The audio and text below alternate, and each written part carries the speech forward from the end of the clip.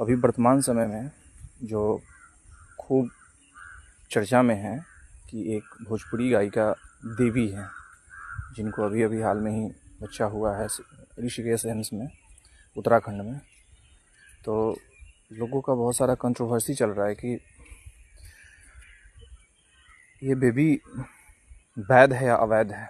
मैं आपको बता दूं कि भारत में कोई ऐसा कानून नहीं है जो लिव इन रिलेशन को वैध या अवैध घोषित करता हो। बहुत सारे कंट्री में भारत के अलावा लिव इन रिलेशन में रहना इसको वैध कहा गया है। आजकल देखा गया है कि जिनको बच्चा नहीं होता है या फिर उनकी फर्टिलिटी रेट कम है, फर्टिलिटी रेट कहने का मतलब कि वो संतान उत्पन्न करने में सक्षम नहीं है, तो वैसे माँ को, वैसे औरत को IVF तकनीकी का प्रयोग किया जाता है। उसमें जो है भ्रूण को एक ट्यूब में जो है विकसित करके फिर जो है इम्प्लांट किया जाता है माँ के ओवरी में, और फिर वो 9 मंथ का जो है सेवन करके बच्चे को जन्म देती है। तो ये तकनीकी में कहीं ना कहीं उसके फादर भी सम्मिलित होते हैं, पिता का स्पर्म निकाल कर, या फिर उनमें जो है माता में डाला जाता है। या फिर एक तरह से ये भी कह सकते हैं कि मतलब अगर कोई फादर यानी पुरुष जो है वो संतान उत्पन्न करने में, यानी उनको स्पर्म में किसी प्रकार का प्रॉब्लम है या फिर वो संतान उत्पन्न करने में सक्षम नहीं है, तो IVF तकनीकी का उपयोग करते हैं। लेकिन बात यह है कि आप जिस तकनीकी का उपयोग कर रहे हैं उस तकनीकी से हमारे समाज में क्या विविधताएं उत्पन्न होती है वो सब लोग अच्छी खासी जानते हैं। क्योंकि गांव समाज में कहा गया है कि बिन ब्याहे माँ की क्या इज्जत होती है, उसका आप लोग भली भांति जानते हैं। क्योंकि हमारे समाज में एक ऐसा अभी प्रचलन है जिससे आप सब लोग अवगत हैं। इस अवगत होने का वजह एक ही है कि जब आपकी शादी नहीं हुई, आप किसी के साथ इंटरकोर्स नहीं किए, फिर ये बच्चा जन्म कैसे लिया। और बात तो यह है कि जो बच्चा जन्म लिया है उसके पिता कौन होंगे। आखिर उसकी जन्म कुंडली बनेगी, उसका जन्म प्रमाण पत्र बनेगा, तो उसमें उसका फादर ऑफ चाइल्ड क्या होंगे, किसका नाम दिया जाएगा। तो इसी कंट्रोवर्सी के रूप में अभी देवी जो हैं चर्चित हैं, जिनका बहुत सारा लोग विरोध भी कर रहे हैं। तो साइंस टेक्नोलॉजी ठीक है आगे बढ़ गया है, तो टेक्नोलॉजी इतनी भी आगे नहीं बढ़ गई है जिसका खामिजिया हमारे जो है लोगों के बीच जो है एक बुरा प्रकोप, एक बुरा संदेश जो है छोड़ दे। क्योंकि देखा जाता है कि बड़े बुजुर्गों का कहना है कि ये तकनीकी आमतौर पे हमारे संस्कृति में इसको अवैध ही कहा गया है। क्योंकि वो पता नहीं स्पर्म बैंक में स्पर्म किसका रहता है, नहीं रहता है, वो फिर वो बच्चे को आगे चल के भविष्य में जो है लोग जो है नाजायज़ औलाद के नाम से जो है जानते हैं।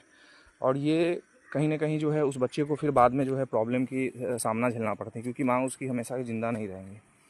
तो बहुत सारे ऐसे लोग हैं जो IVF तकनीकी का उपयोग अपने हस्बैंड के रहते हुए करवाया है। लेकिन ये अभी वर्तमान में पहली केस देखने को मिला है जिन्होंने विदेशों से स्पर्म बैंक से स्पर्म लेकर जो है IVF तकनीकी के उपयोग से जो है बच्चे को जन्म दिया है।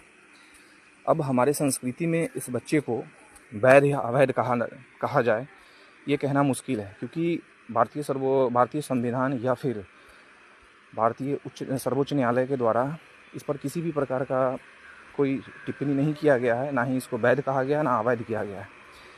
लेकिन सवाल एक ही उठता है बार बार, हर लोगों के मन में यही सवाल उठता है कि आखिर वो बच्चा का पिता कौन होगा, और देवी उस बच्चे के पिता का नाम की जगह क्या रखेंगे।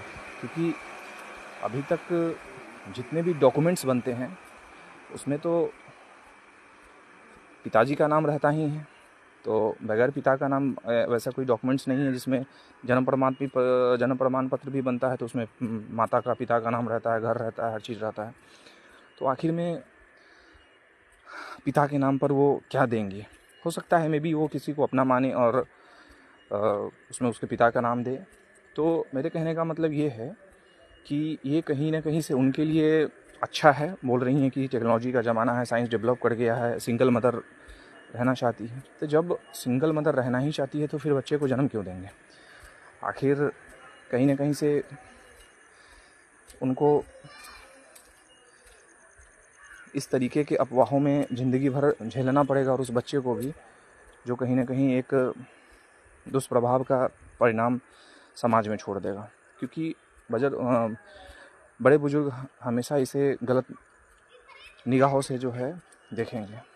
अब देखना ये है कि इस तकनीकी के उपयोग से जो देवी भोजपुरी गायिका, एक प्रख्यात जो है भोजपुरी गायिका थी, उन्होंने तो अपने बच्चे को जन्म दे दिया IVF तकनीकी से। लेकिन सोशल मीडिया का इतना ज़माना ट्रेंडिंग में है कि लोग इसे देखकर अब प्रैक्टिकली अपने जीवन में ज़्यादा उतारना चाहते हैं।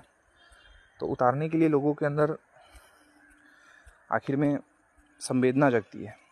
अब बहुत सारे महिलाएं या फिर बहुत सारे लड़कियां इस तरीक़ों को अपनाना पसंद करती हैं कि उनका जीवन इतना फ्रूटफुल हो गया है। तो फ्रूटफुल होने से कहीं ना कहीं इसका समाज में दुष्प्रभाव भी पड़ेगा, क्योंकि सोशल मीडिया में आजकल जो है लोग काफ़ी ज़्यादा अपने रुझान दिए हुए हैं।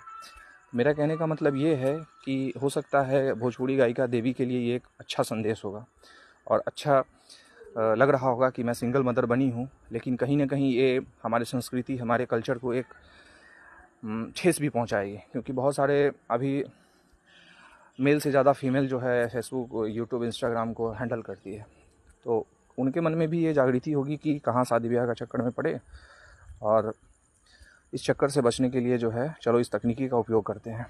तो कहीं ना कहीं ऐसे उनके परिवार में एक द्वेषता की भावना की स्थिति उत्पन्न हो जाएगी और समाज में एक नकारात्मक जो है विचारधारा उत्पन्न होगी। तो मेरा मानना तो ये है कि ये हमारे संस्कृति, हमारे भारतीय समाज के लिए अच्छा नहीं है कि मतलब बिना शादी के बच्चे को उत्पन्न करना किसी भी तकनीकी के सहायता से। क्योंकि टेक्नोलॉजी एक अलग बात है और समाज की विशेषता, प्रमुखता एक अलग मुद्दा है।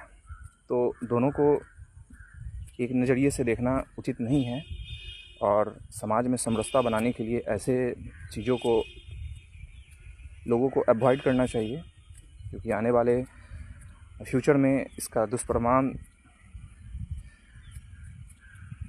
भी होगा। क्योंकि इससे काफ़ी लोग प्रभावित होकर अपने आप को जो है बदलने का कोशिश करेंगे। जैसे अभी बहुत सारे ट्रांसजेंडर मेल से फीमेल, फीमेल से मेल हुए हैं और उनको आगे चलकर बहुत ज़्यादा परेशानियों का सामना करना पड़ रहा है, क्योंकि ये कोई सरल चीज़, आसान नहीं है।